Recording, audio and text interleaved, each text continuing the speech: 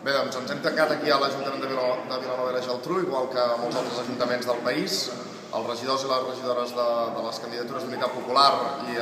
més militants de l'esquerra independentista per denunciar el segrest de la democràcia, per denunciar que els bancs manen més que el poble, per denunciar que les institucions ja no serveixen per servir a la majoria, per servir al poble, que estan deixant de banda la població i que estan servint únicament per refinançar els bancs, per pagar el deute i per obeir a les lleis del poder financer.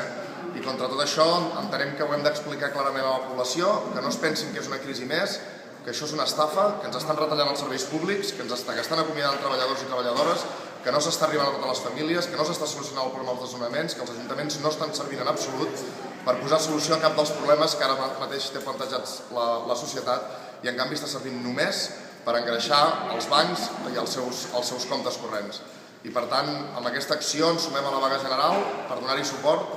per protestar enèrgicament per les retallades i per les polítiques d'austeritat i per animar la gent a començar la vaga aquesta nit i a sortir demà a protestar al carrer, a deixar d'anar a la feina i dir prou a les polítiques d'austeritat, prou a les retallades, prou al desmantellament de l'estat del benestar i prou a una democràcia al servei dels bancs.